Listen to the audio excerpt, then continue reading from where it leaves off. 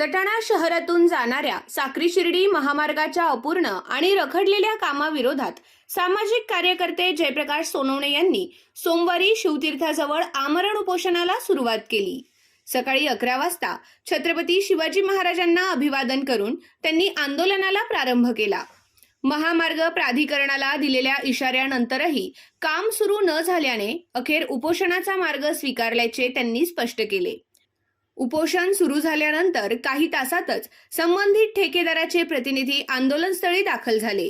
मात्र आपल्याला पूर्ण अधिकार आहेत का असा सवाल सोनवणे यांनी उपस्थित केला असता संबंधित प्रतिनिधीकडून नकारात्मक उत्तर मिळाले। त्यामुळे कोणताही ठोस निर्णय होण्याची शक्यता नसल्याचे लक्षात येताच सोनवणे यांनी त्यांना माघारी पाठवले। या आंदोलनाला शहरातील विविध स्तरातून मोठा पाठिंबा मिळताना दिसत आहे। आजी माजी नगराध्यक्ष, नगरसेवक, किराणा व्यापारी असोसिएशन, वैद्यकीय व मेडिकल असोसिएशनचे पदाधिकारी तसेच वकील संघाच्या प्रतिनिधींनी उपोषणस्थळी उपस्थित राहून समर्थन दर्शविले। प्रेस क्लबच्या पदाधिकाऱ्यांनी देखील आंदोलनाला पाठिंबा जाहीर करत काम पूर्णत्वास जाईपर्यंत पत्रकार सोबत राहतील अशी ग्वाही दिली। शहरातील मुख्य वाहतूक मार्ग असलेल्या साक्री शिर्डी महामार्गाचे काम गेल्या अनेक वर्षांपासून अपूर्ण अवस्थेत आहे। रस्त्यावरील मोठमोठे खड्डे, उडणारी धूळ आणि वाहतुकीची समस्या यामुळे नागरिक त्रस्त झाले आहेत। वारंवार होणाऱ्या अपघातांमध्ये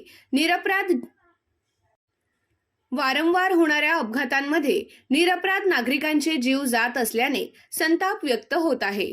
अनेक बैठका आणि चर्चेनंतरही कोणताही तोडगा न निघाल्याने अखेर आंदोलन उभारण्यात आले।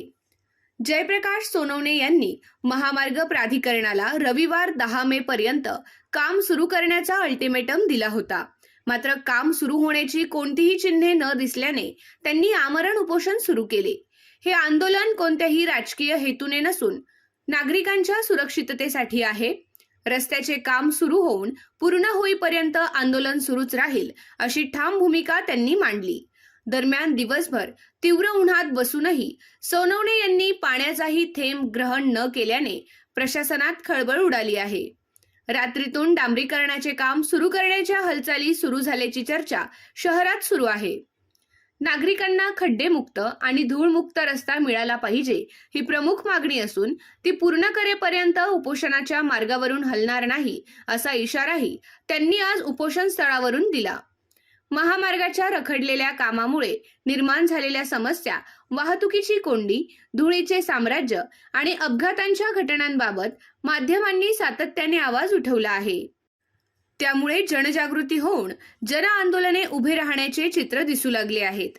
प्रशासन किती गांभीर्याने या आंदोलनाकडे पाहते याकडे जनतेचे लक्ष लागले आहे।